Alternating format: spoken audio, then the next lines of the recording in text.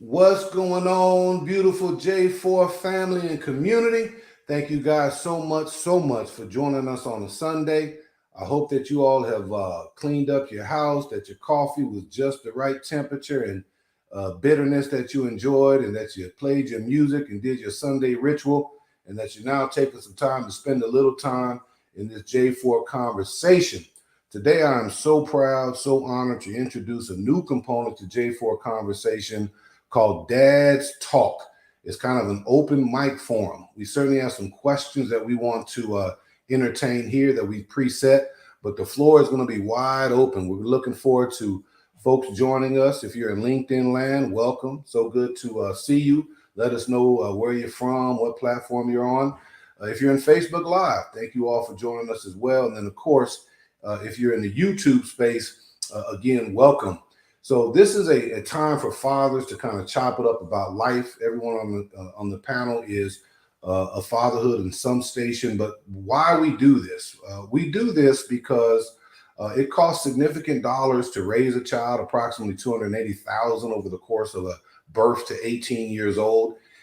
We want to underscore in fatherhood intentionality, encouraging men to control their own reproduction, that they have a child out of preparation and not midnight passion. That's kind of a theme that we talk about here. About 62% of men over the age of 18 are fathers, so about 48% are not, and that's just fine.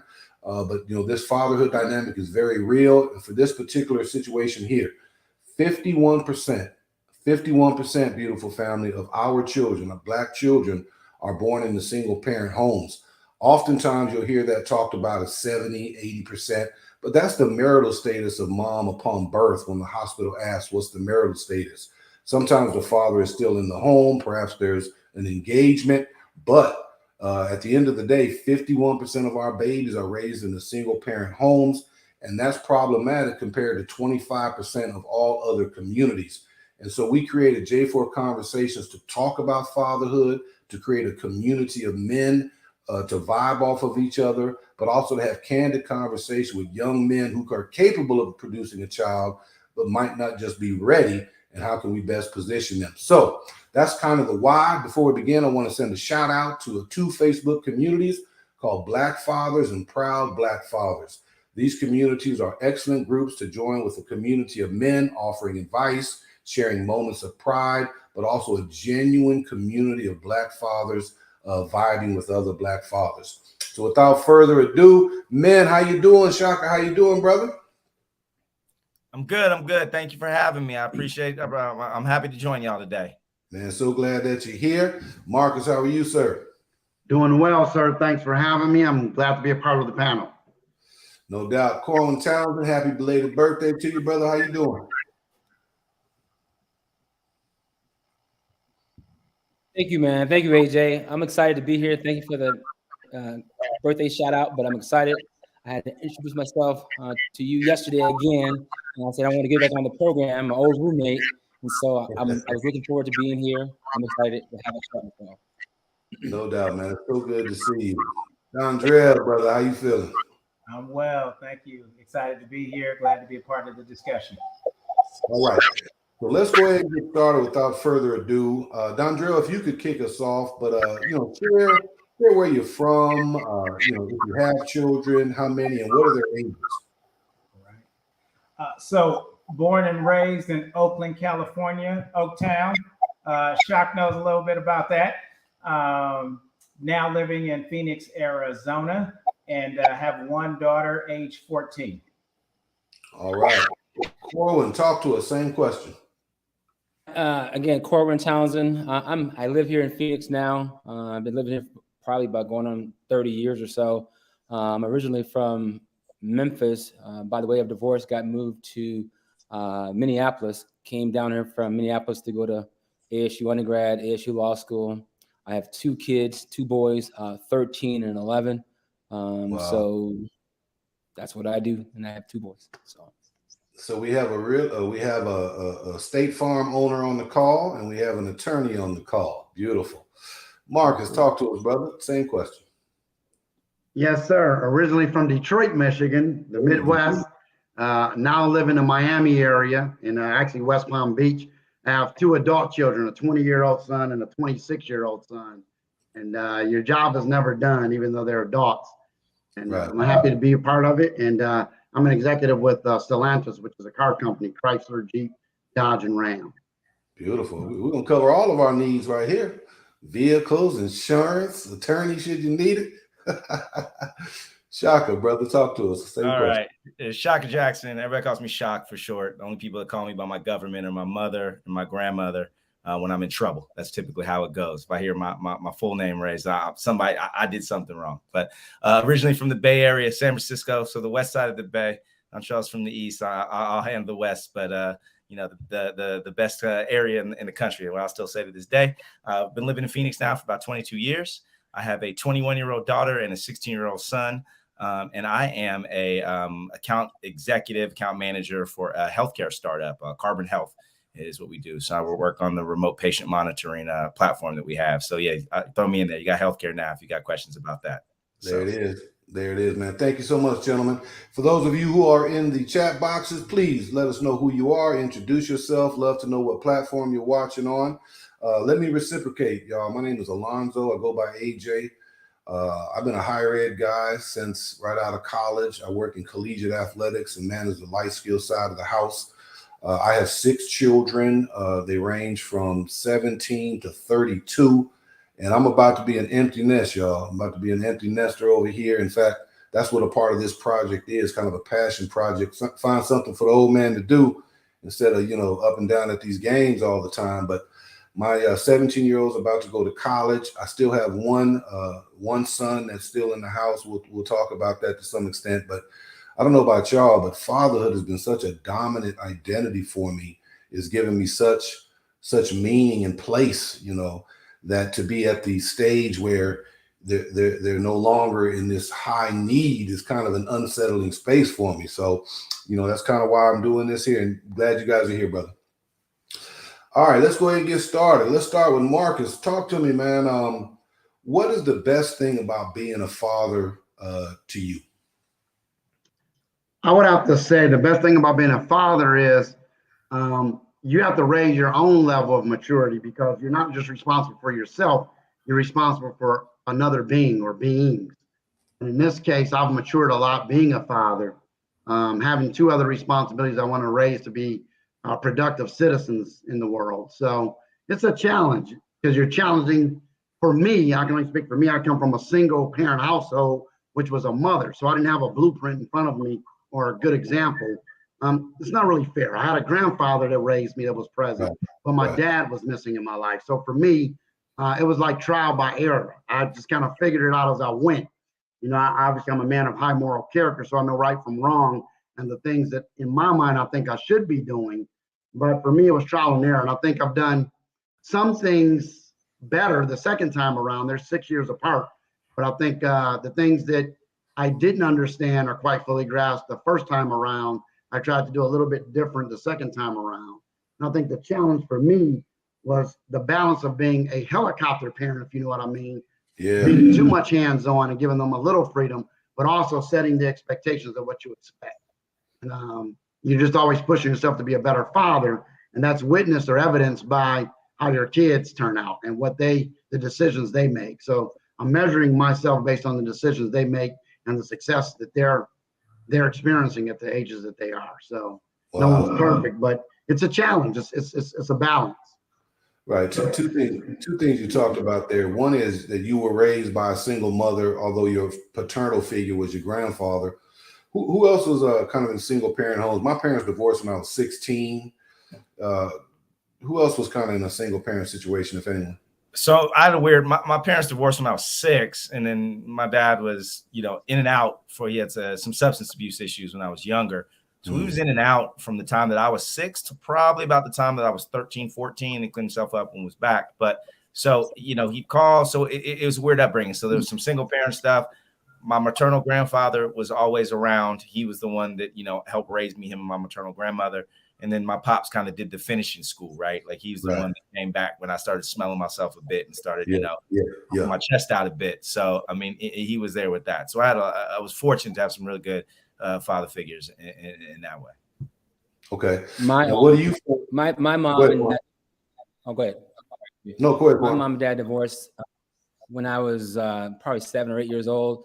My experience was a little bit different because at one point I lived with my father when my parents initially got divorced, and so that was interesting. You know, going through all his issues and the different women that he was dealing with after my mom left, and then at some point, I think when I got about 12 or 13, I ended up leaving his house and then going to live with my mom up in Minneapolis. And that was different also. So I guess I had single parent on both ends of the spectrum, father at one point and then a mother. So that was Okay. Swanee? So my parents, I did grow up with both folks in the household. There was a time or two where, they took a little break from one another, but for the most part, household. But it offered a fairly unique perspective in the sense that at one time when I was growing up in Oakland, there were two of us. We had enough children in the neighborhood to play pickup football in the middle of the street. The youth were in our neighborhood, and I think there were two of us who had fathers in the house. Wow. And so at times you get discipline or get guidance that you might think a male would provide. It was unique in the sense that sometimes it was laughed at because it was not being received in so many other spaces. Right. Marty, check on that mic, man. You got Armageddon going on. All right. So let me go back to you, Shaka. What are the best things for you about being a father?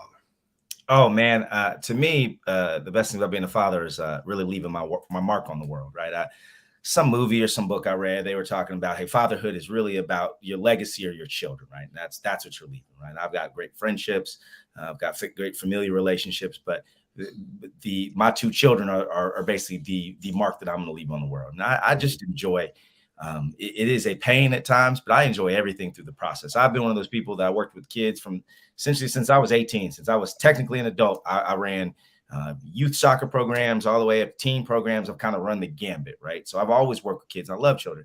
I've got too many godchildren, and I've mentored a bunch and still do. But being a father was basically righting the wrongs. I will say, right, as we righting the wrongs. I think that were done to me in some ways. You say that, but probably not wrongs. But really, just like I said, just leaving the world a better place than I found it. And I really think that's really what fatherhood is leaving the world, because you're leaving two individuals or three individuals or one individual that hopefully is going to be better than you were, right? And make that world that much better of a place. So that's kind of how I think about it.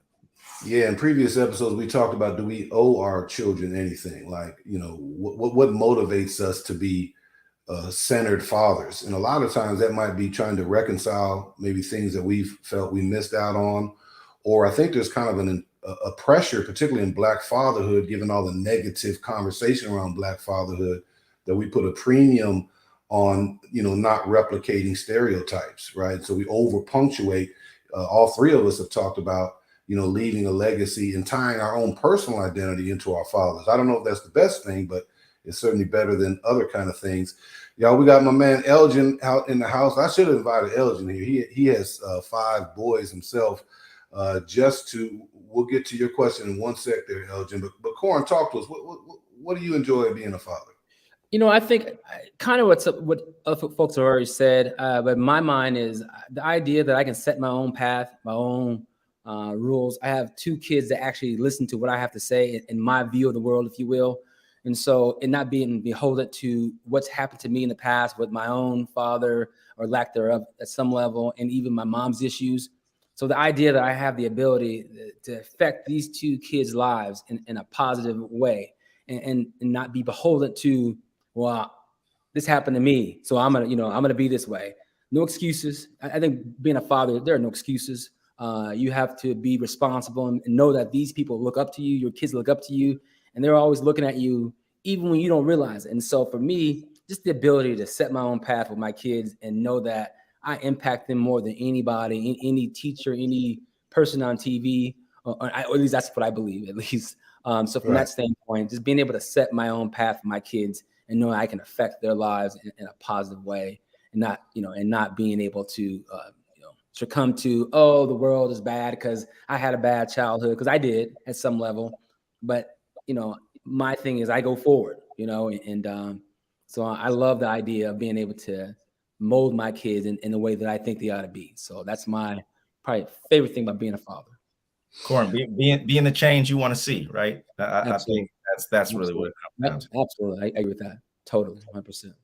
Yeah, y'all feel free to chime in at any time. Corin, I remember when we were roommates, man, you had a self-determination to overcome your previous life circumstances. I mean, a unparalleled drive. And now it seems like you've also transitioned that to how you're raising your kids, man.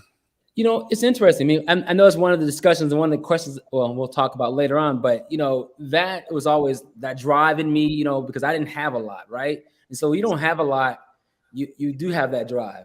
And you know, and one of the downsides, if you will, of getting a little bit, right, is all of a sudden you want your kids not to have to suffer at some level, like, you know, like you did, but at the same time too, recognizing that suffering that you did back in those days is what kind of drove you, right? So you're wondering, if I had it back then, would I have the same drive? So that's always that balancing issue that I have, that I'm dealing with this very day. I have the same issue every day in my own head. You know what I mean? We're actually going to go to that question next, but does your own success, absent, you know, previous success, does that stifle your children's drive, right? That's a complex thing. Let's talk to Elgin. The best thing about fatherhood wasn't necessarily the thing about fatherhood enjoy the most. For me, it's seeing the same things I don't like about myself and my children. Elgin's reflecting, y'all, is seeing the same things he doesn't like about himself and his own children. It makes you work that much harder on your development as a man and a father, because in essence, it becomes a mirror image of things that you must change in yourself before you embark on any change you want in your children. Yeah, fatherhood is a hell of a mirror, isn't it? Right? And we know when we're being contradictory, right? We know when we're saying do as I say, not necessarily as I do, right? Travis says, great, next question. Wow. Any last thoughts here before we transition to the next question? You know, that last point that whoever it was that made that point, that's something that was tough for me, because when I grew up, my family, you know, we didn't show a lot of love in the household. My mom, you know, was very looked down upon to say that you love your brother or love your mom. And so for my kids, one of the things that I try to, you know, be that change agent. Every day I tell my kids I love them. Every day. And it sounds simple and easy. It's like, well, of course. But when I grew up, I didn't have that at all. And no one ever told me they loved me. And I kind of knew my mom loved me because she paid the bills, right? I knew my dad loved me when I was home because he paid the bills and went to work. But to have someone say, son, I love you. You know what I mean? So simple of a thing. And so that's one thing that I promised myself when I had kids, that I would be a change agent in that sense, that I would always let my kids know verbally, not just through what I do for them, that I love them. And I think it's an important thing as a father to always be able to say that to your kids and not feel funny and weird about it. You know what I'm saying? To say I love you, you know, or at least for me, you know. Yeah, I think as a Gen Xers or whatever generation us in our mid to late 40s are, I don't know what that is. You know, if you think about it, you know, when you read Coates and he talks about, you know, between the world, he talks about, you know, the reason I guess our parents were so hard on us as young men, because it was either they do it, not the world does it, right? So I think us trying to unlearn that and get out of that mindset and get into the parent, like the actual less loving parenting that the world is like, we need to actually love and invest in our children that way is huge. And it's something that's taken me a while to figure out. But I'm really, really, really happy to see kind of that progression in parenting, especially with Black fathers, right? That it was very much like, I'm gonna beat you so the police don't, and us actually having those things to where let's actually like tell our kids I love them and show them in other ways that we really care about them and want to invest in their future. So Shaka, you're saying that generationally speaking, our generation is more attuned to the need to express love than perhaps our parents were or our fathers were? Yeah, I think so. And for a lot of us, you know, I always joke that, you know, I was the first kid on my mom's side of the family to go to go to school when schools were completely integrated. If you think about that, right? I mean, we talk about those things, but you know, I've got an aunt that's about 13 years older than me, but I'd never gone to school was in school when schools were segregated by law, right? So we have to, we are the first generation. If you almost look at us as this, our generation of African Americans, we are almost that first generation, right? You should compare us to the first generation Chinese immigrants or, Hispanic immigrants. We are that first generation that is really learning what it's like to be a true American or kind of have that American dream. Those are challenges, struggles. But yes, we are the first generations that's really learning about parenting in other ways, right? Almost parenting holistically and not just kind of that one way that was passed down from generations. So I think that's something, like you said, we are much more attuned to some of that. Now, I think there's benefits to that. There are definitely some negatives to that, but I think on the whole, it's definitely a positive. So, And Shaka, when you say negatives to outwardly expressing love. No, I think negative to us being so in touch with our feelings at times, right? Yeah. Man, let's be honest. But my kids pick a switch from a bush, and yes, that's punishment now. But there was a fear of God that I had in my mother and my grandmother that it sometimes kept me on the straight and narrow to this day. If I do this, my grandmother is going to kill me, not literally, figuratively. And that could be missing at times, right? That keeps them out of some of the small transgressions. But all jokes aside, it's very minor when you say those type of things. So, one thing I would add is that I think as we evolve, the needs of how we parent are evolving as well, right? I mean, in some ways, physically, we needed to be tougher because we grew up in neighborhoods that demanded a level of toughness for you to navigate the streets that we lived in. And I'm not suggesting that all of us are out of those environments, but I am suggesting that we may parent a little bit differently, because if we live in suburban communities or neighborhoods where you're not at risk from being, just assaulted by the people you play with on a daily basis, that could impact how you parent. If I can add to that, I think our world today is a lot larger than maybe our parents' world was. For the most part, our parents stayed in the same neighborhoods, and we've moved out of those neighborhoods. Not that we can't reconnect or go back to them, but I remember growing up as a kid in Detroit, and if I did something wrong, Mrs. Johnson down the street could discipline me. Today, that does not happen. We may not even know our neighbor's next door name, let alone let them discipline our kids. So I think it's a different environment. I think so it's a different set of challenges that we have that I think our parents did. And I've heard it kind of throughout from both Corwin and Shock and Dondrell that when you look at what we're trying to do in balance, giving our kids that tough love that our parents didn't know any other way, balancing that with not necessarily tough love, but a different kind of love that's needed for our children. And I think it's new to all of us because we hadn't been parents before. So it's trying to balance that, give them not too much to spoil them, because part of what made us successful is the struggle and what we grew up with. Absolutely. So how do you balance between giving them everything that you didn't have, but instilling the work ethic, instilling the street smarts and all that other things, but yet I moved out to the suburbs. So how can you have those street smarts and those elements that made me who I am if I took them out of that environment? And that's the challenge I think a lot of us, at least in the corporate America side of the world, face. Because again, some of us have never left the neighborhood. But I think the world is just a lot larger for us today than what maybe some of our parents once knew. Let's continue with this, and then we'll go with Shaka and Corwin to visit Corwin's point. But Dondrell mentioned a profound statement that our parents raised us so that we could manage the environment that we were in. I'm hearing in all your stories, a certain existence, probably lower middle income, upper poverty. I recall apartment living, trailer living, Air Force base living, right?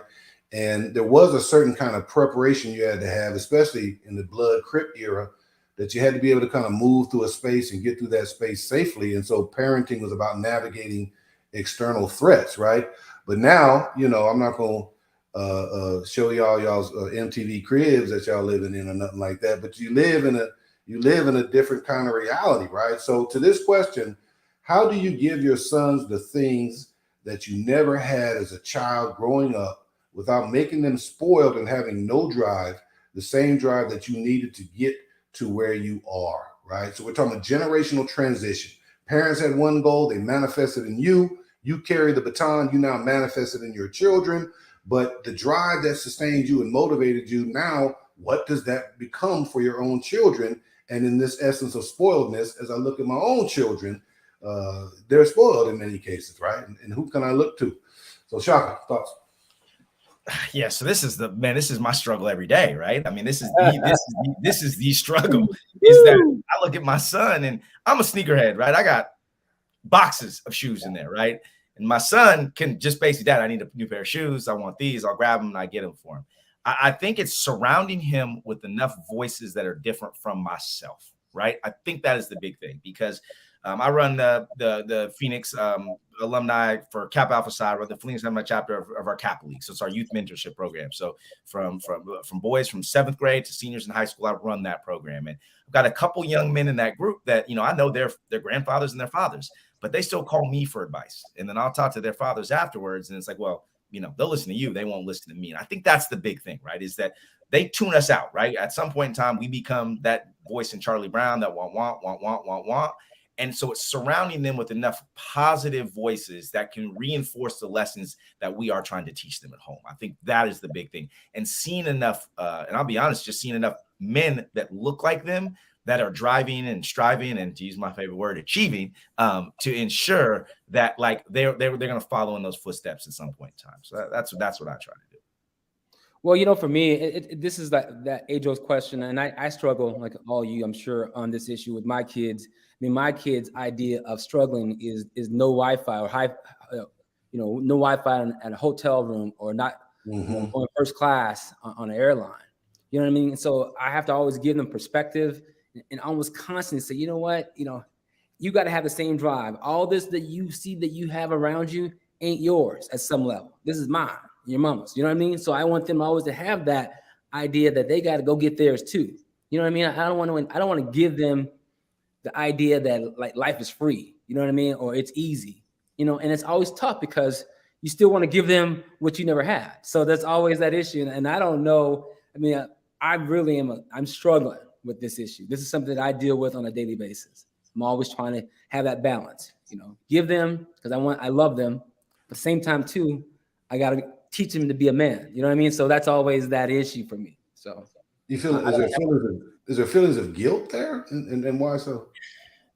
Whew, man, that's a great question, AJ. I mean, maybe there's some of that, you don't, I mean, I'm always afraid. I'm probably more so than guilt. I'm afraid that I see in them sometimes the lack of drive a little bit. You know what I mean? Like, they're enjoying themselves. They're feeling themselves a little bit too much. I always have to give them back to ground zero. No, stop feeling yourself. Go do that work, schoolwork. You know what I'm saying? Do that. And to whom much is given, much is expected. So from that perspective, I'm always trying to keep them on their grind. You know what I mean? And mom's like, why you been so hard on them? Because the world's going to be hard on them. And I want to make sure they never forget that. Love is, I love them. I want to give them everything, but at the same time too, ain't nothing free. And I want them always to know that. So, I sound like I'm listening to myself, because I believe in both of those statements, that nothing is free, and basically setting expectations. To who much is given, much is expected. And I think the challenge is, I think the answer is, let me start with the answer, is setting expectations. But I also think that my sons are much like I am, because my wife will say, I don't know what you're upset about, because they acted just like you. Right. They're stubborn and stuck in their ways just like you. They're just not doing what you want them to do. Right. So there's a lot of them in me, or a lot of me in them. But I think it starts with having expectations, setting those expectations of what you expect. If you're going to live in this household, there are certain things that you must do, not negotiable. Our parents didn't negotiate with us, for sure. Now, even though it's, 40, 50 years later, it's a different world, but a lot of those principles don't change. In my house, there will be certain rules. So it's a balance, though. It's a challenge. I like that. Expectation. No doubt. Swan, you got some thoughts on it? Well, I don't have any sons, but I do believe the same concept applies to our daughters. It does. And I think I would pull it back on a little bit of from a macro perspective, if you allow me, just to kind of illuminate on 2 points. One is that I think that there is a level of emotional toughness that we have to instill upon our children that's different than the emotional toughness that I needed growing up. Yeah. So for me growing up, my way to resolve conflict was with ease. Mm-hmm. And I need to teach my daughter how to resolve conflict with this. Mm-hmm. Mm-hmm. And that requires a level of emotional and mental maturity that perhaps I didn't have growing up. And I think when we talk about spoiling versus not spoiling, it gets into this space of, are we teaching our kids, are we raising them to make them emotionally mature, right? Are we raising them in ways that they can mentally solve problems, right? That they can be chess players and not basketball players if they chose to. And I think that is a very relevant concept for us that I work with and struggle through with my daughter. But on the other hand, I think that we give ourselves a little too big of a pat on the back. Sure, we have accomplished and achieved, but my parents accomplished and achieved so much more than their parents did. Yeah. And I'm sure at some level, they too had to wrestle with this conversation of how much did they give me without me feeling spoiled compared to what they needed to go through. And I feel like we are doing the 2020 version of what they did back in the 80s, if you will, in terms of how we do that and navigate that with our children. But one of the things that I do with my daughter is I try to hit her where it hurts when she needs development. Mm-hmm. And so to Corbin's point, maybe staying in the house ain't the punishment for her that it was for me. Yeah, but no Wi-Fi is definitely the punishment for her that it was for me, right? Putting that phone in timeout for a little while is much more significant to her than probably getting whooped with a switch was for me. And so as times evolve, we evolve as parents. And so while on one hand, where I think we give ourselves too big of a pat on the back because we are not navigating uncharted waters, but at the same time, we need to pat ourselves on the back for being conscious and intentional about what we're doing with our children and not just going through the motions. Sorry for taking so much time. No, great point, Swanee, and also pointing out the fact that each generation has their own struggle, but they struggle in different spaces, right? We got to be mindful not to get caught up in, sort of a woe is me. And there's also an element of a class conversation, right? Not all fathers have had the benefit of strong previous parents that set them in motion in non-negotiable kind of ways, of which we are inheritors of. But unless there's some kind of new parental direction that I'm not aware of, I think at large, all parents want their children to be in a better station of life than they are. And so in the grand scheme of generational transition, we are the inheritors of a certain kind of parent fortitude, right? And now we're thinking about, well, what's next? What do I move my children towards next? I think just as a bar was set for us, we got to set a new bar for our children, right? So in my day, the first to graduate from college was the bar, right? So now are we elevating that? Get a master's degree, get a PhD degree, right? We talked about getting a good career with a retirement right now. Are we moving the bar to be more entrepreneurial oriented or to consolidate income and build business and commerce, right? I think as all of you are saying, we have to have sophisticated conversations about how do you answer what is the next? Because they'll begin from a certain framework that is kind of where we were aspiring, but that's their beginning point in many instances. So what is next? I think of the Rockefeller story, from bootlegger criminal to intentionally producing the president of the United States. I'm not saying that's our goal, but generationally, what is ultimately the zenith or the highest level that we want our children to go to? I don't know, but I think it would have something to do with generational wealth and then also character, that when you have massive income, what kind of human being are you going to be? I'm certainly not wanting to create a grandson that's a greedy capitalist that's not mindful of people. So it's a hell of a question. So one thing I would say about, to kind of piggyback off that, I see it, right, is I think it's the thing our next step needs to be. It doesn't need to be that giant leap, right? We went from college to this.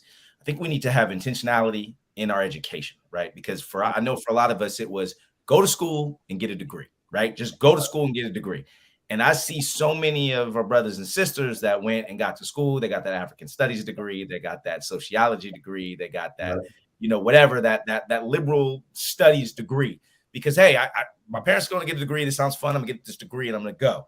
Now when they're out after college, it's like, well, now I'm going to go be a social worker. I'm going to go work for the government because they're hiring a degree. I think we need to be intentional about what we're teaching our children, and very intentionally, because I think so a lot of other groups do, is intentionally, steer them into the direction to be that next step, right? So whether in Ms. Townsend over there, he's a lawyer, let's take those classes that will get them, thinking about law school. Let's get that finance degree, those things, so they can get into those companies and kind of make those next steps. So I think it's just being very intentional in the education that they're taking on the next step. That's making sure they're taking those AP classes and those STEM classes or whatever. But to start building that wealth, we need to take that next step. We've been really good about, like I said, getting them degrees, but like, what kind of degree do they need to get? Is I think our next step.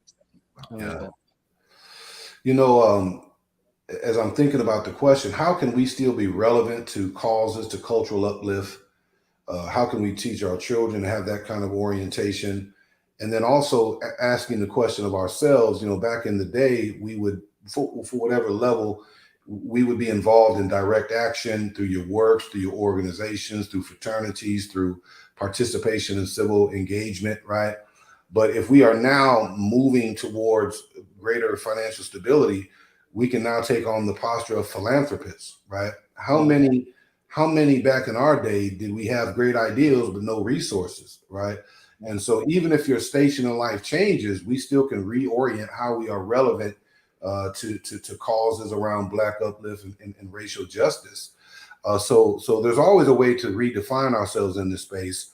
But to your point, Shaka, how do we orient our children to have a sense of Black connectedness, and that they don't class out of culture? They just redefine themselves within class and culture, if that makes sense. Yeah, and again, that's the challenge. This is how do we do that, right? It's finding those people, especially I know for myself and Dondrell specifically. My kids are the only African American kids in most of their classes, right? Even taking AP history. So I think it's important to still finding those ways that we can connect them, whether it's through our friends, through the barbershop, it is through those youth programs that they can see people that look like them, that are kind of striving for the same things. It's a challenge, but those things they're there. I think we just need to do a better job of finding them in every community, right? Phoenix isn't the most color rich area. Those options are out there for them. So I think, and that's the struggle as the father, is finding those opportunities for them, and doing that extra, whether it's driving them across town to go hang out with a friend that lives 30 minutes away, but, has a similar upbringing. We need to kind of do some of those things to ensure that they're getting that rich and rewarding experience. So let's stay there, but first let me go to the boxes here. If you guys are joining us in LinkedIn land, Facebook Live, YouTube, thank you so much. Welcome. Please feel free to ask a question of any one of the gentlemen here. Also, if you think this will have value to some fathers or young men kind of grappling with certain issues or conversations, feel free to share it outward, subscribe, and help us grow. Let's stay in that same spirit. How do we maintain a sense of cultural rootedness in our children, despite integration, despite choices we make about where we send our kids to school, what neighbors we live in? How do we still anchor them in a Blackness? Anyway. I like to address that if I can. I think it starts with being intentional about it.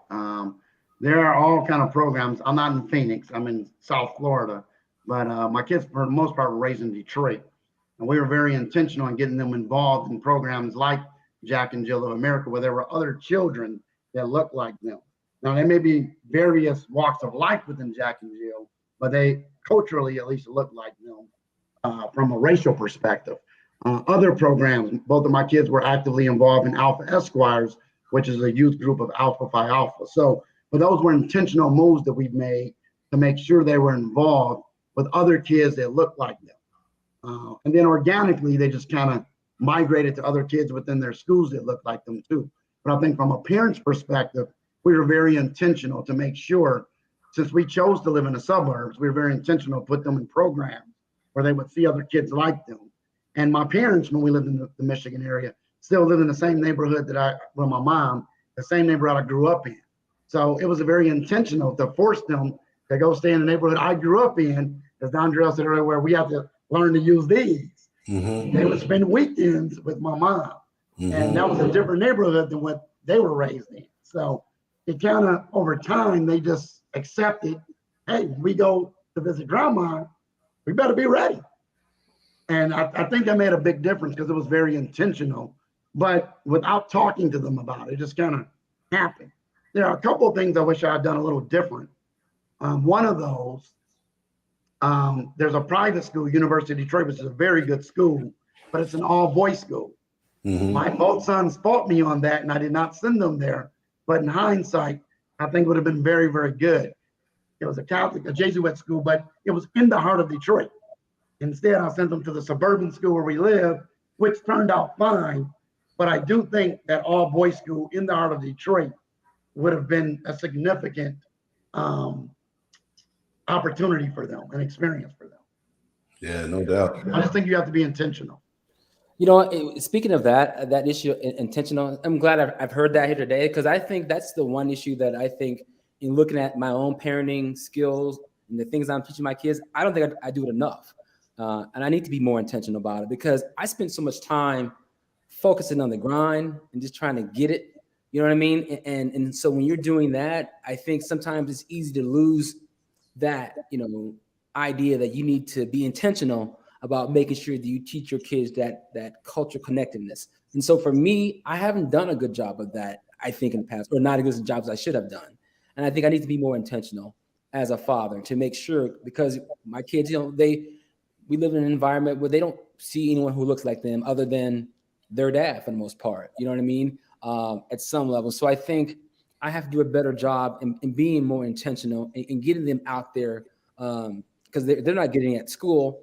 And that's another issue too that I want to talk about too. So when Dondrell said, using this more so than the needs, but I also teach my kids, because of the environment they're in, there may be a time they need to use these. You know what I'm saying? Not in an offensive way, but in a defensive way. You know what I mean? Like, don't let anybody put their hands on you. Don't let anybody bully you, because, kids can be cruel, especially when you're the only one who perhaps looks like you in your class. And so I'm always struggling with that issue too. But I know that I could be a better parent in terms of being intentional about that cultural and getting them, the idea that they have things that they're responsible for in terms of their community, being connected with their community. But at the same time too, recognizing that, I was so caught up into the grind that I think at some level that took a backside at some level. And now I need to be more intentional in regards to that. But recognize at the same time too, every now and then, you might have to put up these when you go to the all-white school and you're the only one of you in that class. So, Corbin, the other thing I think, initially I was speaking from a perspective of socially, right? When I thought of Jack and Jill or Alpha Esquires or Kappa Leaguers, but there's also some things that I've done as a father that was intentional that had nothing to do with other people, right? Like requiring my kids to read about autobiography of Malcolm X. We also celebrated things like, obviously Black History Month, but even more intentional when it comes to like Kwanzaa during, the Christmas holiday. So we were very intentional about those things. And there were some things that happened as a result of that. There are friends that were not African-American, that may have been white or Asian. They might come over during that celebration. So they got to see something they were never exposed to. And I think that was eye-opening for not only my sons, but also their friends. Again, their friends a new respect or a new perspective on what we celebrate. So I think it's socially, but it's also those things you do within your house that has really nothing to do with outside the four walls within your house, just instilling those cultural aspects in. I'm gonna let you get in, Shock, and then also, Shock, I thought maybe you had a different challenge perhaps on that previous statement I made. Feel free to do that if you have it. This is bringing up a lot of angst, right? I recall when my kids were of elementary age, we had to determine a school, right? My wife's the researcher of the family. She's looking up grade scores, so she wants to protect her intellect. But then, you look at predominantly white institutions, which are at top of the state in terms of achievement. But then you're putting your children into these very isolated kinds of spaces, right? And I remember having a lot of angst around that, especially someone that kind of wants to consider themselves in a cultural communal space, but then having to make a choice about who or what space is going to mature and nurture your children's mind, right? And there felt like some hypocrisy in that, I don't know if you all have kind of struggled with that, but the way we overcompensate is through organizational engagement and those kind of activities, coupled with our own dinner table conversations that are explaining race in real time around incidents, but also just depending on, like Marcus said, biographies, and then also the cultural clock that makes up the Black experience here in the U.S. But I will confess, man, there's been times of feelings of hypocrisy, not living up to what I say on a microphone often. And I guess, to be very candid, and I'd be willing to take criticism for this, I chose cultural isolation over educational unpredictability, if that makes any sense. Yeah, it does.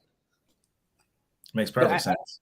I think a lot of us have done. I mean, maybe just me, but I think when you trying to make that balance, I know a lot of folks who look like me made the same decision you're talking about, AJ. They said, okay, I'm gonna just go with the education and get them in the best schools. Perhaps it ain't the best cultural environment for my kids, but at least I know that they're gonna get a good education. So I think a lot of folks made that same decision that you did. I'm not saying it's right or wrong. I'm just saying that I think a lot of us erred on the side of getting that good environment educationally for the kids. Well, right. And the real answer is that the education and excellence ought to be synonymous with culture, right? And maybe that's a part of our next evolution, is how do we ensure that, whether it's through private institutions, charter institutions, or school board, but right, culture ought not be synonymous with excellence, right? We should not be put in that vexed position, although there's elements of hypocrisy. My apologies, Shaka. No, I was going to say that everything you're saying. So what the part I'm struggling with, and it was my daughter was the first, so she was a guinea pig. So she got all the, I always joke, she got all the bad decisions, but she likes to tell her father, her brother got all the good decisions.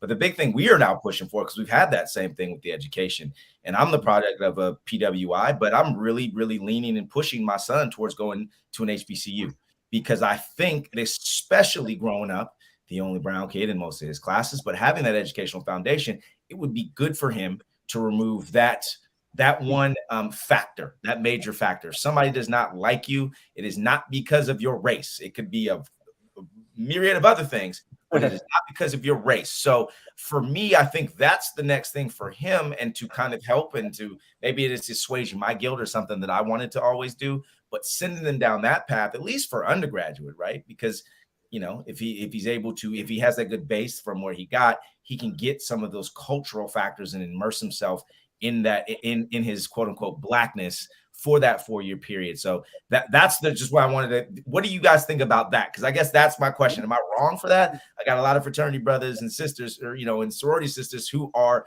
products of HBCUs that are doing quite well. So what do y'all kind of think about steering your kids that way?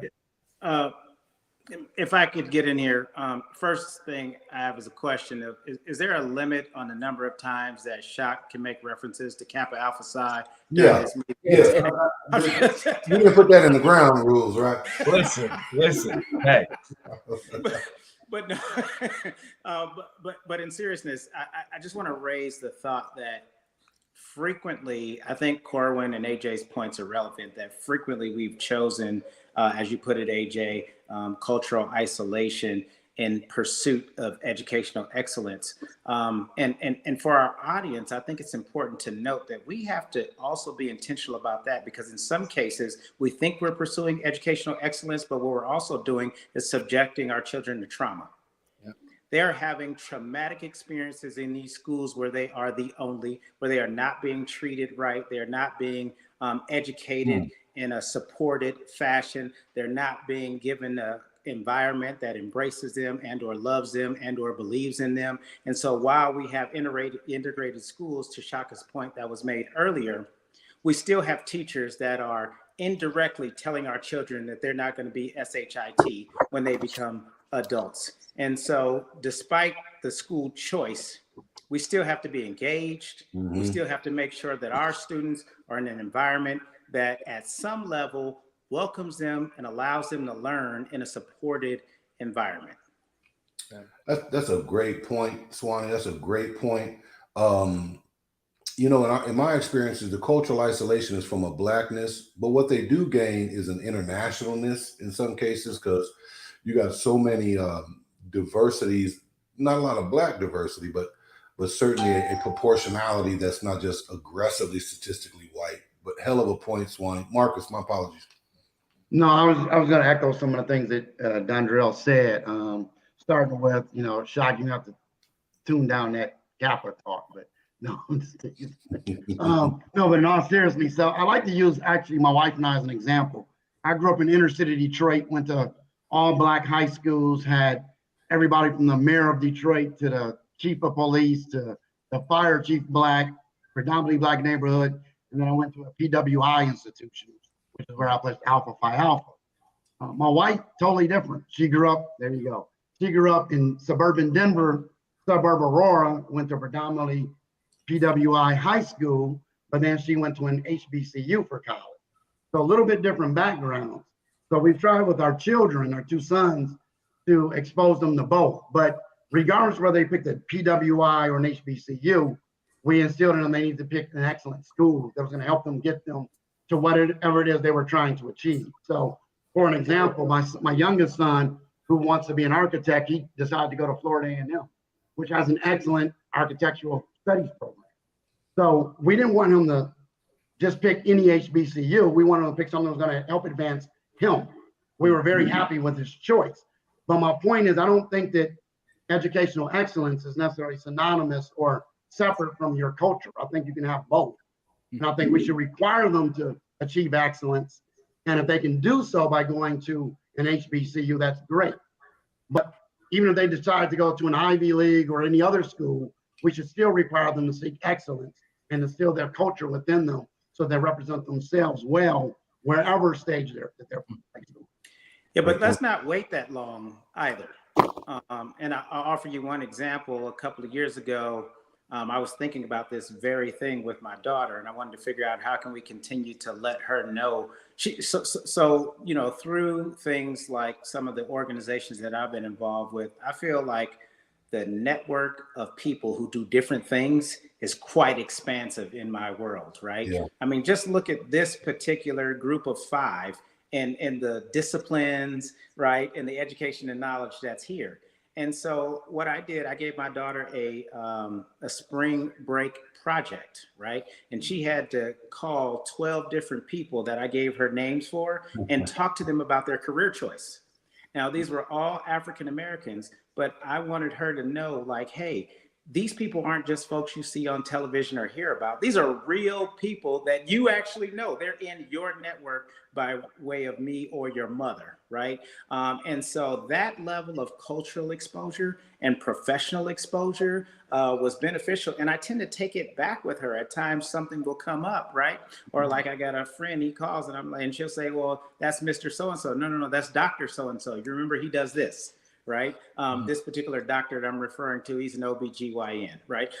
So those types of things, I think, are also cultural education in immersing them in ways that aren't formal education and or waiting until they're adults for it to happen. Mm-hmm. Yeah, that's a great strategy. That's a great strategy. Marcus.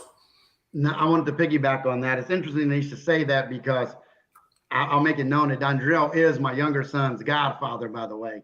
But I'll bring that point up only because I don't know about you guys, but I get so frustrated. I can tell my son the same thing 100 times. And it's like he doesn't care. But then Dondrell or someone else, it'll be just someone within my own network. They may tell him something. It's like, you know what? Well, Mr. Swanson said I should do this. I'm going, girl, I done told you that 1,000 times. But it doesn't matter because somebody else was able to reach him, even though it may have been the message I've been trying to instill in them. So I do think using our network that we have an expansive network. I think it's very, very critical that we expose our children to that because the impact that it has on them is far reaching than just us trying to do it in isolation. No, absolutely. What the men here are talking about for those listening in is a community of fathers. It doesn't just have to be fathers, but fathers need community. They need confidants, but they need a community of men to help them navigate their own personal life and choices and sounding board, but also to then be, by way of extension, to become uncles and our aunties to their own children. Those of you joining in, welcome. If you have questions, feel free to throw them in the chat. Shock, I know you said you got to get to an event here in a moment, so I wanted to kind of see if you had any last thoughts or questions that you wanted to pose. I know you're on a timeline. Yeah, no, You gotta I go to a Kappa event or something. no, yeah, not today, not today. I'll plug some stuff later, but not today. But no, I appreciate y'all having me. AJ, this is wonderful. I wish I could stay longer. D, I appreciate you getting there. Please, AJ, get my info from Don John. I'll reach out. Corin, if you got your boys, we got a Kappa League. We can put them in next year. Oh my goodness. I know the private college stuff is great too, but it's great. No, I think this is discussions that we should have that, I wish we could just have more often. But if you need me in the future, please just holler at me. I'm sad I don't miss this N-word discussion because I got big thoughts on that one. That is the big one. I run a little contrary to I think a lot of folks on my. Well, we can let you go first. We can ask it. I think that, yeah, I'll ask it. So how do y'all feel about it? Because I feel that, yes, let me ask the question. Go for it. The shock is going to be our first response. Let me just ask you this way. Would you let your child use the N-word around you? That's a catalyst for the conversation. Shock. Yes, I use it all the time. I know this may not be the most popular thing. I'm an expert at using that word. I'm like the Rembrandt of using that word. And so I feel that it is our word. If we look at every other, and I don't understand culturally, this gets in the big thing. We're not talking about the new word, right? No, not the new word. We use that one too all the time. But I think that that we're the only culture that we have let other folks define our use of a word. If you look at any other subset or subgroup, people use the word, whether it's the B word among women, like they use it amongst themselves. I can't call them that, and that is okay. That is all right. And I will let that for them. I'm not going to call some random woman I know a B word because I know that's not placed for me. Whether it's our Asian brothers, our Latino brothers and sisters, they all have words, communities that they could use. But for us to use our one word that we have taken and given it a sense of power amongst ourselves, people don't like that. They can't be us, so they hate us. I understand that. But for me, that word is nothing but that a word that we use colloquially amongst each other. So I know that is an unpopular opinion, but I still I will ride with that. And I'm gonna stick around for another 4 minutes. I'm gonna be late to my next function because I want to hear what y'all brothers got to say. Shock says, as for me in my house, we're gonna use the word. Yeah. Oh my goodness. Y'all get in the chats here. Would y'all let your children use the N-word in front of you? An N for no, a yes for yes. All right. Now, who wants to go after that with a possibly? I think I'm the total opposite. I'm the total opposite because I don't use the word at all. And I would be offended if my kids were to ever use that word that I don't use. But I respect everybody's position on this. But mine is really, to me, when that word for me is offensive to me. And not because of what other folks say about it, but just in terms of when I hear that word, I could be someplace having a good old time and hear that word and it just brings me back to a place where I don't like, you know what I mean? Like, and so I'm not sure why that is, but it's something about that word for me that I can't stomach. And that's amongst my friends who are all Black. I don't like them using it. You know what I'm saying? Not just in mixed company, because there's always that rule about mixed company, but in terms of the word itself in any context, I don't use it in my home. Now, I will tell you one level of hypocrisy. I listen to music, you know what I mean? And every now and then, but that for some reason doesn't offend me. But in terms of, using it in my own life, it's tough for me. I don't, nah, that's not a word I would use. And if my kids use it, we'd have a problem, That's all I'll say to that. We'd have a problem. Shock? No, I get it. I understand that. This is just me. So I understand everybody's points of it. The only thing I will say is when people are like, let's not use that word all the time. I always ask, we'll throw back is if us as Black people stop using that word tomorrow, is our situation and racism in this country going to end? Tomorrow. We eliminate that from the vocabulary. Is that going to solve racism? We all know what that answer is. So for me is if we're going to like we put so much on this word that I think we just put so much on top of it and layer it. But I get it. I understand people don't like words. I still don't cuss in front of my mama. I still do not like my kids to swear in front of me. They don't use they can't say shit, excuse my language, I'm sorry, in front of me. they use that word because I've tried to just make that just another word. But I understand how you guys all feel about it. Again, I am sorry I have to run because this is just when it's getting good. But I'll be on next time for this for sure. So I appreciate you, brother. Check out the page, man. I love to have you active in that. Thank you all so right, much. I'll see you. Have a great day. All right. All right. Yep. Yo. Boy, get on out of there. B. Smith, good friend of mine, Brian. We are Road Dogs in the lecture series. Brian says those same groups that Chashaka mentioned have their own words. They also use words that they forbid because of the negative history. They also have words that they forbid, right? Okay, the power of language there. So far we got Shaka, we got one for it, and then we got Travis here. Travis says, my children will learn that it should not be used in mixed company and others cannot use it. But he says earlier, I absolutely agree. So we got 2. Corin shared his that he says no, and Brian says hell no. So we're at 2-2 on the word. All right. What we got here? Andrea, Mark, what you think?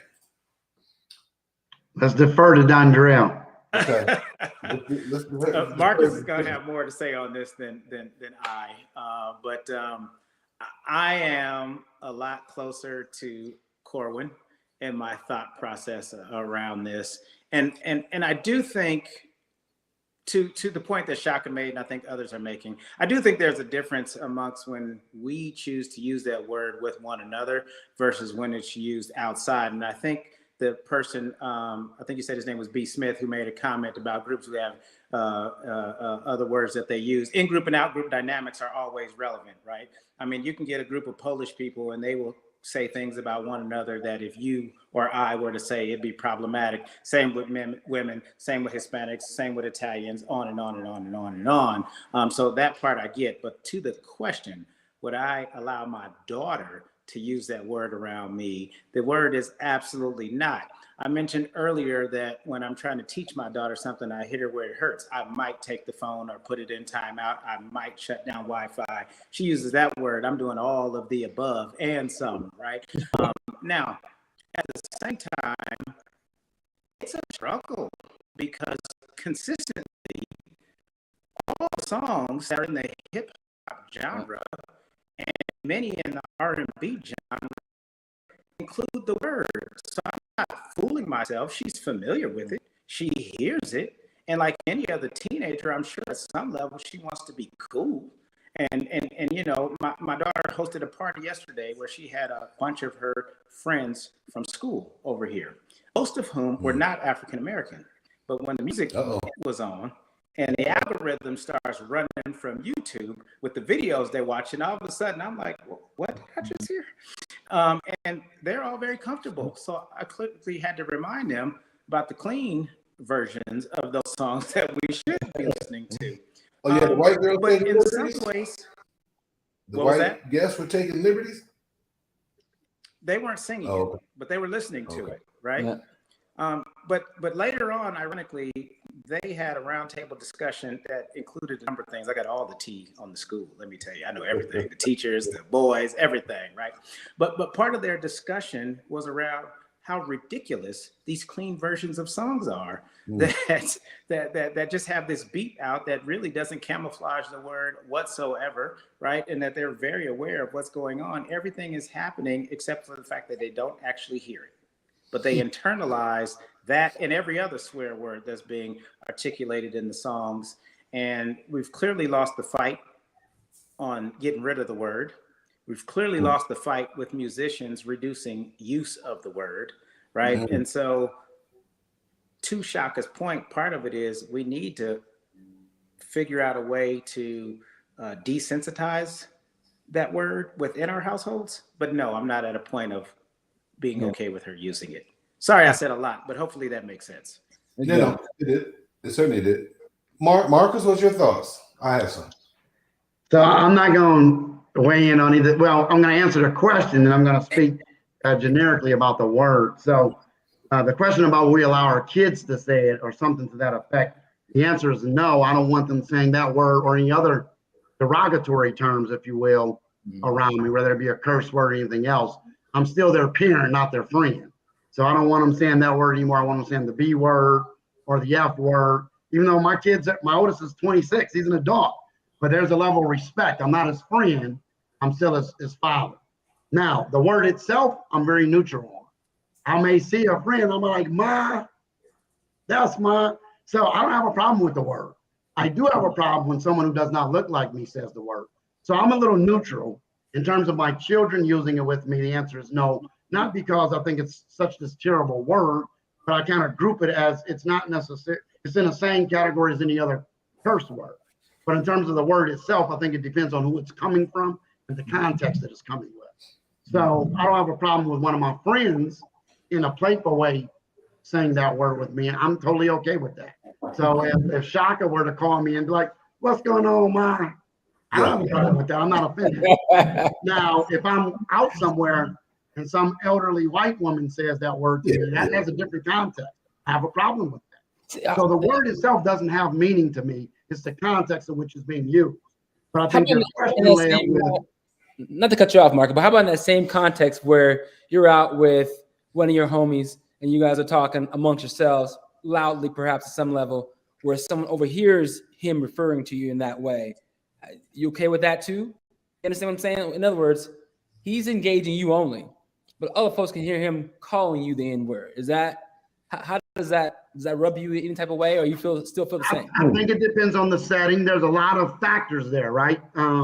There's a time and a place for everything. So if I'm inside of a corporate boardroom meeting, that's not okay, right? But if I'm at the golf course and I'm with a couple of my buddies and someone who doesn't like us hears that, that's their problem, not mine, as long as they don't repeat it. So I think it really depends on the context, the setting. The word itself doesn't have meaning in and of itself. It only has meaning based on where it's coming from. But I also understand, because of the history with that word, why some people like yourself, Corn, have a problem using it at all. So that's why I'm kind of more neutral, and I don't fault you for feeling the way you feel, but I also understand the way that Shaka feels, the way he wants to use that word too. So that's why I'm very neutral. But I think the question came back to, I don't want my kids using it in front of me. Yeah, the reason why I asked that question. Oh, go ahead. No, Corbin, please. The reason why I asked that question right there, because when I was maybe 19, 20, I just got to ASU back in the day, and I'm not sure if I ever told AJ the story or not, but I had a buddy of mine who belonged to a white fraternity. Okay, and at that time when I was 19, 20, I felt much different about the word than I do today, right? And I was okay with, at that time, when we amongst ourselves would use it. So I had a friend of mine who was also African American, but he belonged to a white fraternity.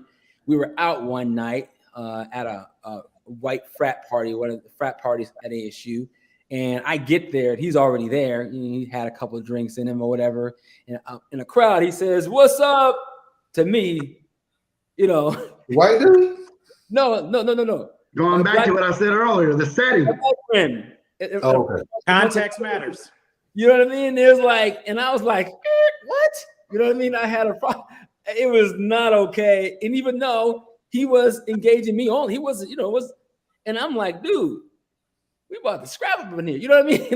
You know what I mean? It was like one of those Because in that setting, in that context, he's almost giving them the permission. Exactly. Okay. Right. And for that reason, I want to offer 2 points of disagreement, one with each of you. One first with Marcus. I don't agree that the word doesn't have a meaning. It does have a meaning. And I think you acknowledge it when you say the history associated with that word. Its meaning is clear, right? And then secondly is when Corwin says he was only addressing me, I also disagree. He was not just addressing you. He was very conscious of the environment he was in, right? And you can't be an African American in a white fraternity and not be conscious of race, right? Whether or not how you choose to embrace it or play that out is a totally separate thing. But to not be conscious of it, right? And to use that word and that environment, I strongly doubt. And of course, I was not there. You're there. You know him. But I would be shocked if he really was only addressing you.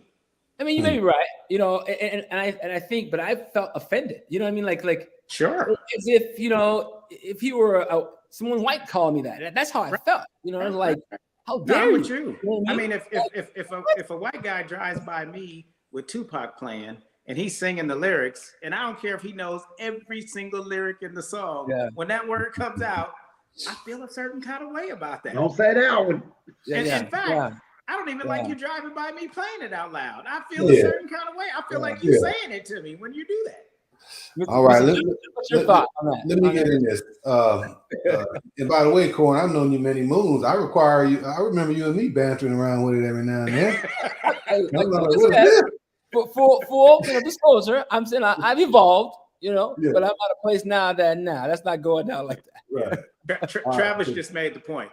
Dr. Martin, Travis, to see in that context, I would have used it as a time to educate all the white friends in the audience about their inability to use that way to clarify. That's right. It would have been a great teachable moment. Is that the Travis Martin as a member of Alpha Phi Alpha? Is that who I saw commenting there?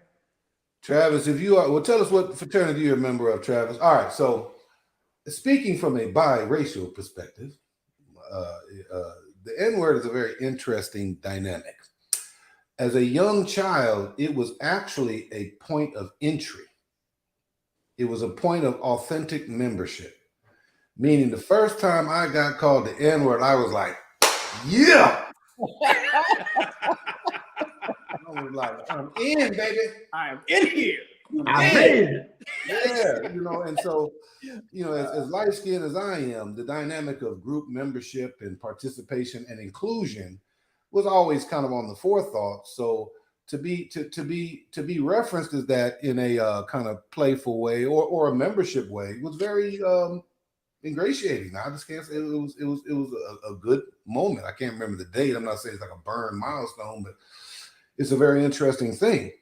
The question was, will we let our children use it around us? I probably would be taken aback if they came in on a training day moment, like, "What's up, Dad? What's up, Mom?" That would be odd, but I understand that they are aesthetically they're light skinned as well, and I know they're also playing with that word in terms of membership. So if I heard it here or there, I wouldn't really have issue with it. If I heard it excessively as a means of sort of legitimate Black identity, I would definitely have some issue with it. But I know they appear biracial. They're trying to play with cultural membership. I understand that.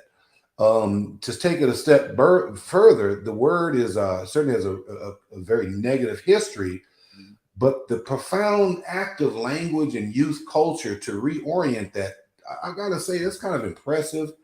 It's also power. It's a power manipulation, because in some ways, young people are trying to control space. They're trying to control proximity. They know that where they may be powerless in other kinds of situations, they can assert a little valueless form of power in immediate circles, whether among the Black community or whether among mixed company. So that's not a justification, but it's more profound than just a rejection of old school narrative of the word versus a contemporary re-articulation, re-manipulation of the word. So I wouldn't have too much issue with it, but there would certainly be a point of cutting that off.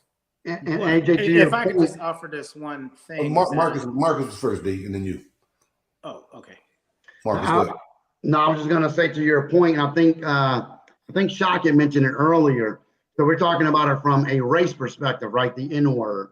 But then from a gender, there are women that use the B word, and that has a different context, right? If I were to say that word in a negative way, saying it in an argument with a woman, that certainly would not be acceptable. Right. But I see women saying that to each other all the time. Hey, B, what you doing? And it's certainly acceptable to them, because it's almost seen as a terms of endearment from that context. But it would be taken totally different if I were to say that, or you were to say that, or someone else that was a man to say that, or even another female to say it in a negative way. So again, when I say the word by itself, in and of itself, doesn't have meaning, we know that's not necessarily 100% factual, but I think we changed the meaning. I think you have mentioned it, AJ.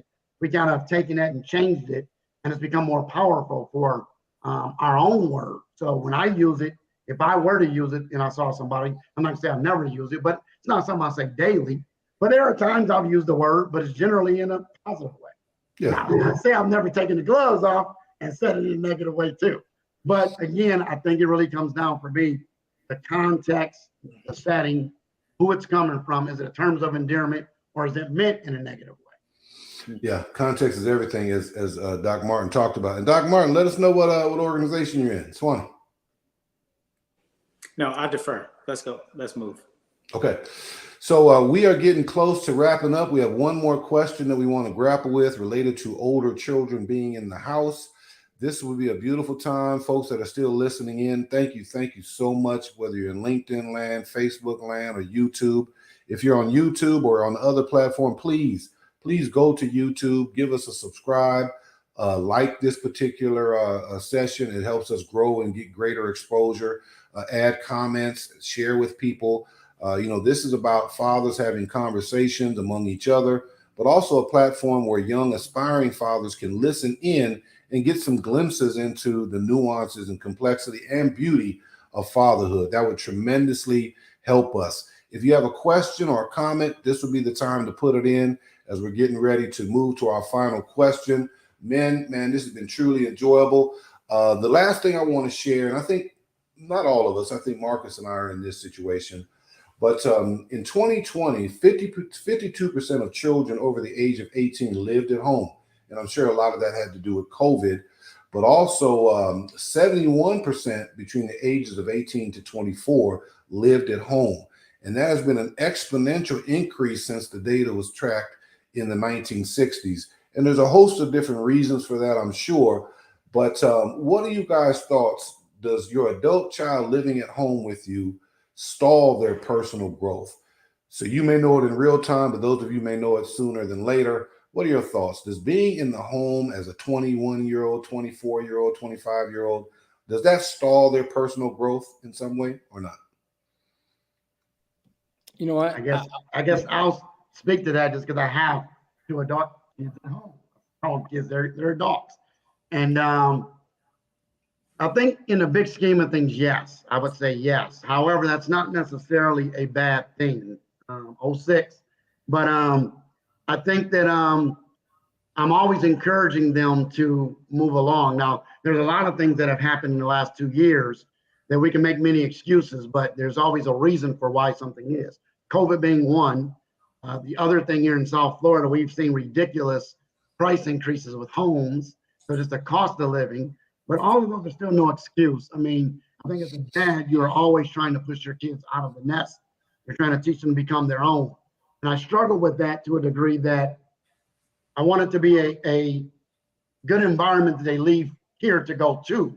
But that being said, it's always pushing them to take the next step, the next leap, and when they're ready to do it. But while they're going to be here, there's got to be some comfort level or uncomfortableness that you provide. So my oldest is 26. He's an assistant manager at Foot Locker. So he has his own income, his own insurance. But at the same time, things like, well, what time do you come in at night? Like I made it a rule, 2 o'clock. It's not that you have a curfew. It's just, I'm going to be the last N-word that comes in this house. Like nobody's going to be coming in here after me because I'll pay the bills. So if you want to do that, then maybe it's time for you to find your own place.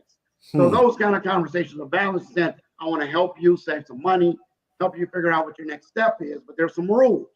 You're going to come here and have female company stay the night, for example. So there's a lot of things that are in place to say, you can do A, B, and C, but you can't do D, E, and F. Not in this house. If you want to do that, then it's time for you to leave. And don't get me wrong, that door is open. Anytime you want, don't let the good Lord hit you with, don't let the door hit you with a good Lord split you. Like right. There's nobody keeping you here in handcuffs. You can leave anytime you want, but if you're going to stay here, there's just certain rules. So it's trying to get them not necessarily uncomfortable, but to say you can be here under certain rules, but once you violate those rules, it's time to go. Right. So not just a complete roommate relationship. You still have some parameters, boundaries, and expectations. In context, what is your plan? Like, right. You're not there yet, but what is your plan? How long is it going to take? Let's work backwards. If you know that it takes X to go out, where are you towards X? And we constantly have those conversations. Right. Beautiful, beautiful. Cool. So, my kids are, not of age yet, where they be leaving the house. But I have my own experience, what happened to me. And your question was what would allowing them to stay over the age of 18 would stunt their growth. Is that basically your question? Yeah, stall it, stunt it, yeah. So for me, I left home when I was 18. So I only have my own experience to draw off of, right?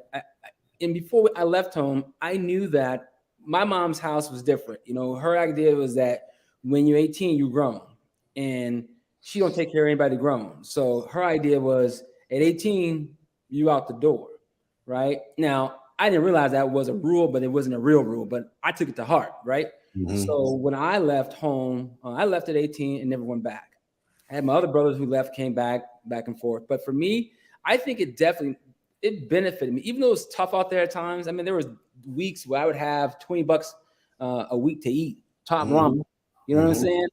But I think, you know, I didn't have the option of going back home. At least in my mind, I didn't. And I think it forced me to be an adult. It forced me to manage my money.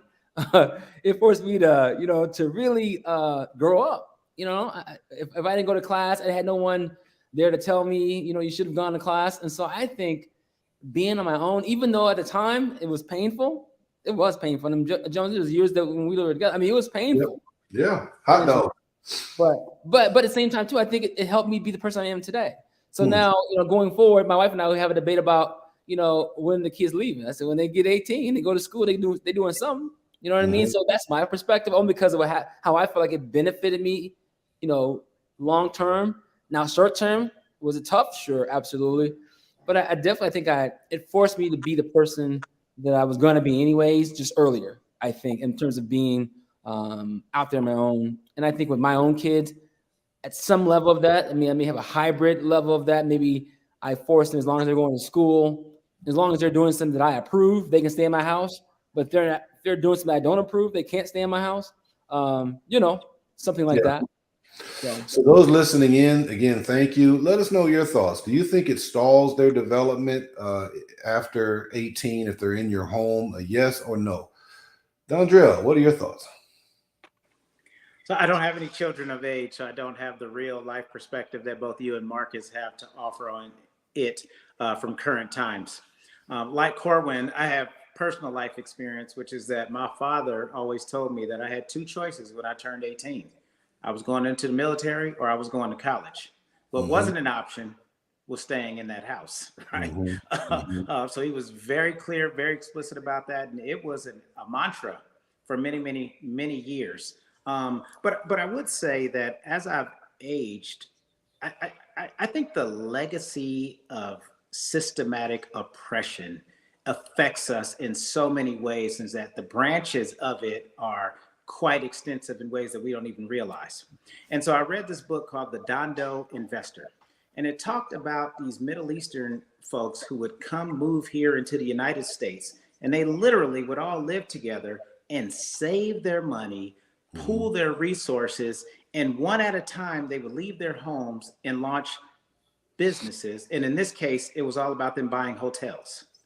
And all these remote areas, right? And you think about so many other cultures where it's an honor for those kids to stay in the house with the family, and while they better prepare to launch into the world. And I think that in our culture, in some ways, it's part of that legacy of systematic racism that we are so worried about us not turning into anything. And I think that's one of the reasons why we're so much like, get out of the house, because you ain't gonna sit around here and be a deadbeat or be a lump on a log, right? And there are other cultures who take the same concept and utilize it to best position their families for long-term success.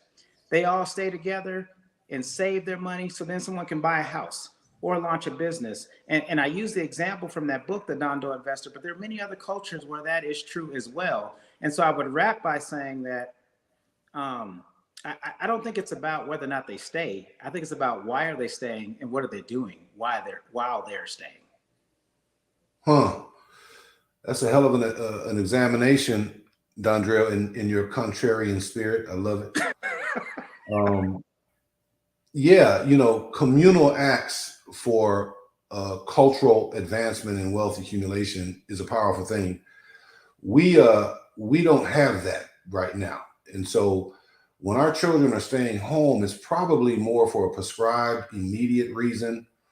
In the case of my 25-year-old who left and came back after graduation, he worked for a while, stacked some money, but he's an artist in spirit, heart, and in deeds.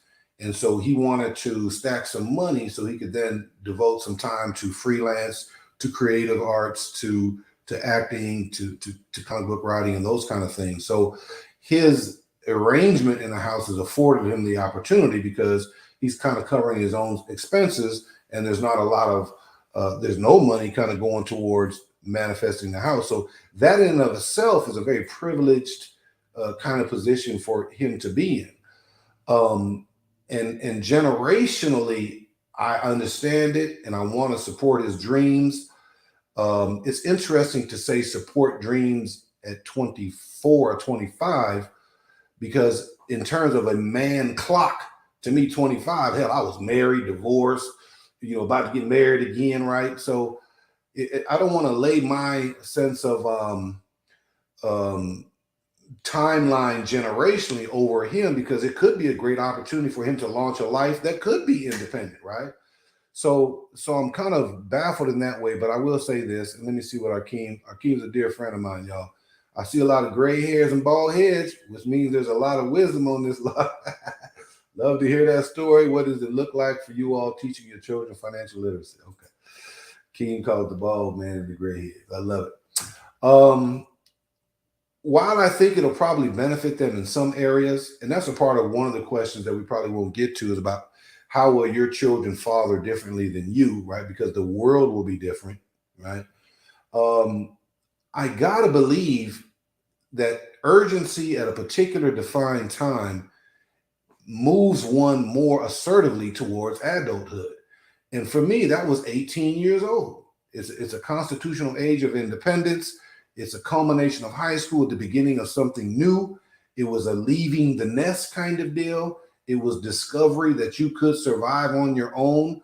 One could argue that 18 was an immature place because there's a lot of life decisions, good and or bad, that are made at that time. But to me, if you just keep further delaying the age where you stand on your own feet, autonomous and completely reliant upon yourself, the further that gets delayed, it's possible that you never get the lesson. And so I do have some concern about autonomous and independent growth. 18, one can argue from a human organizational development that that's a little young, but I needed an age to say, okay, I'm leaving your house and I'm going to build my own. And it begins symbolically at this moment. I needed that. And I think I had a relative autonomy, shortly after leaving home, although I had to pick up debt to do it through loans and those kind of things. So he doesn't have debt, but then he doesn't know what it is to have debt. So I don't know if he gets a particular currency or value from that. You know what I mean? So I needed a date, and I think without it, the lesson might not be learned, and I'm a little concerned about that. Swanee. Well, I think I just go back. I just want to reiterate the closing remark, which was that I don't think it's as much about whether or not they're at the house, but why are they there and what are they doing while they are there? Mm-hmm. In this case, as you mentioned, we have a pursuit of a dream. Now, the clock of reality will strike everyone at some point in time, right? I can't tell you, I'm 50. And if I had $1 for every brother that was going to make it as a rapper, a basketball player, or a football player after college who was still at the house, mm-hmm. And the clock of reality was not striking well in those spaces, right? Mm-hmm. But if it's a pursuit that, obviously we could get our arms around and support, then I don't think there's a problem with the person being at home. But if you don't have a real job, then perhaps my roof is making you lazy. Yeah. Or if you're not stacking money towards something, right? Towards a purchase. House, invest. Yeah. And so it's interesting. So yeah, what is the purpose? I think that's a great message for those that are listening in. And as Mark has talked about, you got to have a plan, and it can't be too cushy. Like my dad says, when friends come over to visit, you got a 3-day bed. After 3 days, your back start hurting, right? I mean, you got to get on up out of there, right? That's right. All right, beautiful fam. We are at the closing mark. Y'all been rolling with us for a good minute here. Truly, truly appreciate it. I'm going to give I'm gonna give the panel here in our first ever Dad's Talk open mic. I'm gonna give y'all the last thoughts, questions, or concerns. Feel free to just have any parting words for those listening in, or anything you just want to underscore. We'll start with Marcus. They'll go with Corin and Dondrell. Beautiful folks in the boxes. If you have any last thoughts, questions, or comments, this is the time to do it. Marcus, brother, it's great to meet you, man. I look forward to seeing you in person, and thank you so much. Check out the site, man. Love to get your input on it. Marcus, last words. No, I appreciate the opportunity. I think summing it up for me, being a parent, being a father, you have to have a short memory to a degree. Because what happened yesterday really is not as relevant about today. And what's going to happen tomorrow is possibly may never come. So I'm focused on the hours in front of me, for personally myself, as well as those in my household, being my immediate family, my wife and my two sons. It's always, what are you working on now? Kind of going back to what Brother Swanson said there. It's kind of like, it isn't so much that you're here. It's what are you doing while you're here? As long as that is productive and propelling you in a direction you should be going in, I support you. The moment it's not, I got a problem with that. So again, we're not going to get too high or too low on what happened yesterday. We're not going to focus on 5 years out so much. Not that it's not important, but I'm more concerned about the 24 hours in front of you. What are you doing with the time that you can control right now? Because that will dictate where you're going in the future. That's kind of what I want to say in closing, but I am curious to know if you're going to have a piece on financial literacy. So I appreciate the question for the younger brother talking about the grays and the bald heads, but I think that is a very, very important, relevant question. Not sure we're ready to answer it today, but I would like to know if we're going to have an opportunity in the future to address that. Well, I'm looking to do these with some consistency. You know, Sunday seems like a great time, so we could devote a fiscal literacy date, but I would want experts in here. One of the questions from Dondrell, we won't address it today, but what can parents do when their children is born in the life insurance space to assure some financial security in the future? Marcus, are you in the financial literacy space as well? Yes, to a degree. Okay, so let's schedule that. Let's plan on that. And again, before I pass the mic over, again, for me, it's really about, I've always prided myself on making sure my kids weren't comparing themselves to anyone else. I always want them to look in the mirror and compare themselves. Are you better today than where you were yesterday? Not about what somebody else is doing in their household at the top of their class or this. Not to say the competition is not real, but the real competition is the man in the mirror. Are you better today than what you were yesterday? That is the bar, not what someone else is doing. Beautiful, Marcus, brother. Thank you so much for being here with us on this first ever live open mic Dad's Talk. Hey, before you go, Corin, y'all, Corin and I reconnected of sorts. That's probably not the best word, but a gap of time had passed. He and I were college roommates, arguably, you know, as close as two brothers could be at the time. And he had his birthday yesterday, and I sent him a little wish. And man, we just kind of launched right back to when we were in roommates arguing about who's gonna get the master suite, right? But Corin, it's so good to see you, brother. Man. Good to see you, man. Good to see you, AJ. Yep. Miss you, boy. Yes, Miss sir. You. Yeah. So you know what? For me, this forum that you have it's kind of because I've been watching it. I said, what's AJ doing? I'd be on Facebook. I keep seeing the thing, and I had to invite myself to this panel today. By the way, I will say that. But that being said, I think for me, it's a benefit for me just hearing other brothers talk about the same struggles that I go through. Because, you know, I guess you get so caught up in your own little world and you think that you're the only person that's dealing with the stuff that you're talking about. So it's kind of reassuring to have this setting like this, to hear other folks that you respect and that, you know, they're going through some of the similar things or have gone through some of the stuff and struggles that you've gone through. So I think a forum like this is kind of really beneficial to me as a father and reassuring at some level too. I don't have all the answers, obviously. None of us does, but it does give you some perspective and some level that you are going in the right direction, at least in terms of asking the certain questions and whatnot. So I think a forum like this, AJ, really is a benefit to a lot of brothers out there like us. And because I didn't have that, you know, obviously I've talked about it. My father and mom got divorced when I think I was 6 or 7. My dad got caught up into women. And so he kind of defined himself through women. And so he kind of like lost his way with the kids. And so I really had to create this space for myself. You know, when I got my kids, I didn't have really, in terms of any direct father figure in my life at the time to ask questions about, Dad, what about this? What about that? So really, it was really trial and error on my own part, you know. And so having a forum like this really tells me that at least I'm asking the right questions, and I'm trying to go in the right direction with my kids. And so this forum, I hope AJ will have me back. Helps me answer some of those questions, and at least know that I'm going to the place where I want to go to with my kids. And so I really thank your program, because I think it's an excellent idea. And so I look forward to hopefully listening to the program and being a part of it in the future. So I really appreciate all the time and all the knowledge that I've gained here today. So thank you. Bread man, thank you, brother. Thank you. And I call him Cornbread. Corwin is he's speaking to exactly why we created this, y'all. And I just put the channel link in there. I really want to grow, you know, get to the point to where folks are challenging ideals, you know, maybe bringing some people in that are in the comment sections to offer their perspective. But fathers need communities. We need conversation, and we need examples. The divorce rate is going up in our community, and the birth of single kids to single parent homes is also going up in problematic ways. One of the ways to sort of speak to that is to have fatherhood conversations very early, to ensure that we're approaching and managing this in the best way possible. As is evidence today, the fatherhood conversation is always evolving, and regardless where we are in it, we can benefit from some community. So please go over there and give us a subscribe, make a comment, and more importantly, share with other individuals who could benefit from it. Dr. Martin says, keep pushing this forward, AJ. Agree. This forum is needed.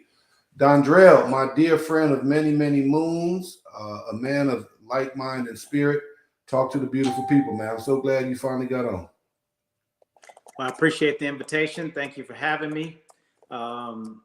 You know, don't want to duplicate, but certainly want to echo many of the sentiments that have already been stated. I truly am in agreement with all of what's been said. Now, I was thinking about this. I've had the pleasure of getting to know 6 different either grand or great grandfathers in my life, which I consider myself truly blessed for having had that experience. I don't know a ton about all of them, right? I had personal relationships and met them, but not enough to know all their stories at the time, this is a bit of a trigger for me. I need to go back and learn some of that narrative from other members of the family. But the one man that I spent the most time with was my maternal grandfather. And I learned the most from him. I was influenced the most by him. And he had a 3rd grade education, formally. And his wife, my grandmother, who I spent a lot of time with, 8th grade, tops. Wow. Right? And so my father died when he was 38. Your dad was 38? My dad was 38 when he died. Oh, man.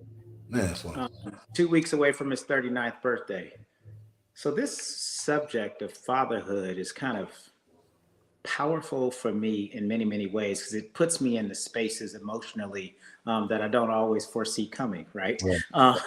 You know, to think about the blessing and then that immense loss that I had at that young age, right? And so I have mantras of my father that I carry with me.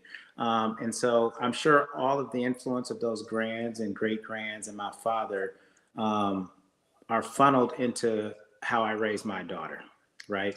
And the conversation I have with my daughter oftentimes is I remind her I have 2 jobs. Not the ones that Chris Rock told me I should have, but I have 2 jobs. Right.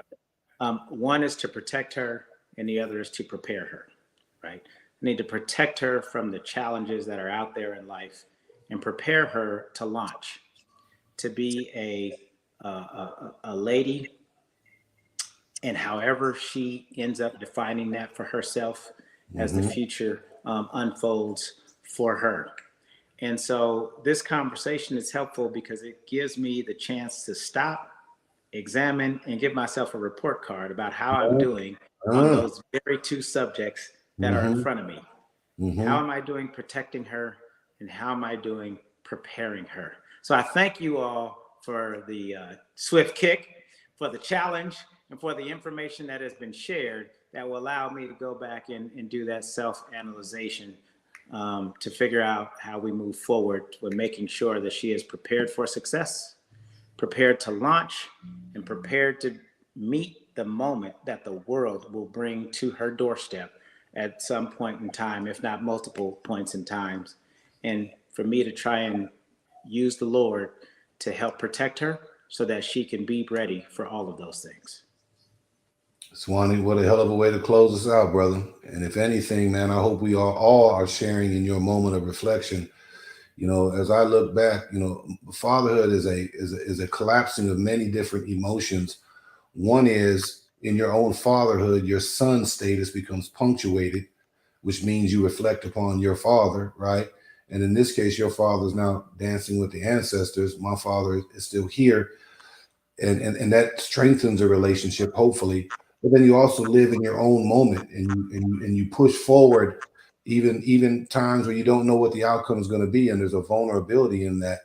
But then also you're mindful of what you're creating, right? You're creating a legacy, has been talked about, but you're creating another human being that'll put you in the identity of grandfather. And I think the fact that we all are thinking intentionally about that is at least the first step in ensuring that what they become is more in the positive category than the problematic category. Man, hey, thank you all for chopping this hour plus with me. Please remain a part of the community. And up on deck will be something in the fiscal literacy space. Cornbread, I owe you a dinner or a lunch on me. You let me know where. As long as the bill's under $100, we good to go. Oh man. On behalf of J4 Conversations, y'all, love. Thank you so much for joining us. We'll catch you on the next one. All right, brother, stay on, y'all. Let me close out. I got to close out. All right.